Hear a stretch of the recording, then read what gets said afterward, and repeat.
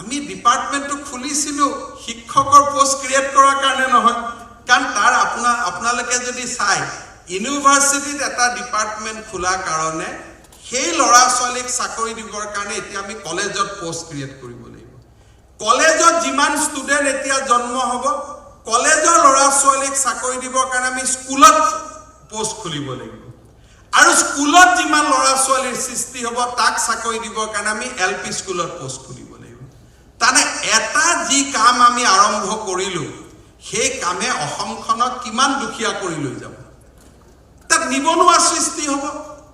আমাৰ ছাত্ৰ ছাত্ৰীসকলৰ মনত এতিয়াও আছে যে মই বিশ্ববিদ্যালয়ত আহোঁ কলেজত চাকৰি কৰিবৰ কাৰণে, মোক কোনোবা চৰকাৰে পোষ্ট ক্ৰিয়েট কৰি দিব।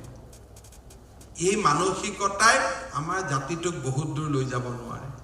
আমি পৰমুখাপেক্ষী এটা জাতি হৈয়ে থাকিব লাগিব। আজি কোনোবাই যদি অলপ দূৰৰ কাৰণে শ্ৰীৰামপুৰ আৰু কোকৰাঝাৰত থিয় হয়, মনটো বেয়া লাগি যায়।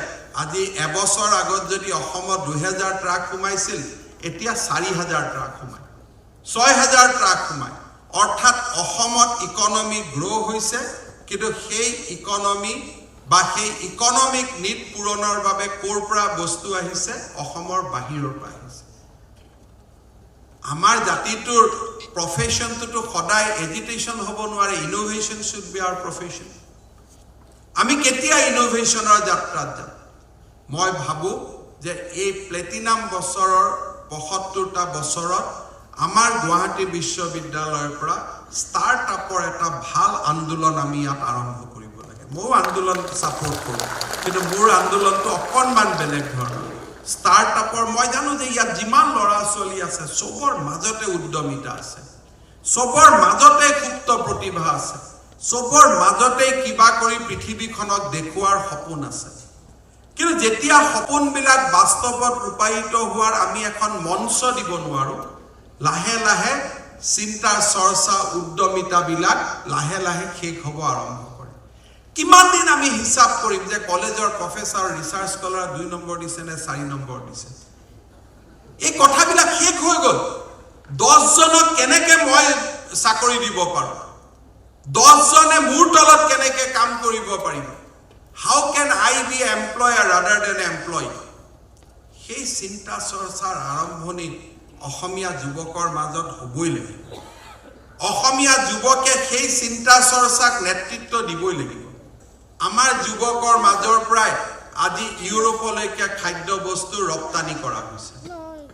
আমাৰ যুৱকে সংকল্প লৈছে যে মোৰ সৰু চৌহদতে মই 1 লাখ কণী উৎপাদন কৰিম প্ৰতিদিনে। আমাৰ যুৱকে সংকল্প লৈছে যে মোৰ অসমৰ স্পাইচ, মোৰ অসমৰ টি মই ব্লেন্ডিং কৰি পৃথিৱীৰ বজাৰ মই দখল কৰিম। অসমত চিন্তা চৰ্চাৰ আৰম্ভণি হৈছে, কিন্তু সেই আৰম্ভণিত এটা গতি পাব লাগিব। কাৰণ সৰু সৰু আৰম্ভণিয়ে যেতিয়া এটা গতি নাপায়, কৰবাত নহয় কৰবাত আমি ৰখি যাব লাগে। কাৰণ আমি যি কৰি আছোঁ ভাৰতৰ আন ৰাজ্যবিলাকেও সিমানেই কৰি আছে। ভাৰতৰ আন ৰাজ্যবিলাকতো তেনেকুৱাই চিন্তা চৰ্চা চলি আছে। আমাৰ যদি স্পীড যদি আনৰ লগত নিমিলে, আমি হয়তো আগুৱাই যাব নোৱাৰিম। আমি হয়তো প্ৰতিযোগিতাত পিছ পৰি যাম। প্ৰতিযোগী মনোভাৱ এটাৰ আমি গৰাকী হ'ব লাগিব।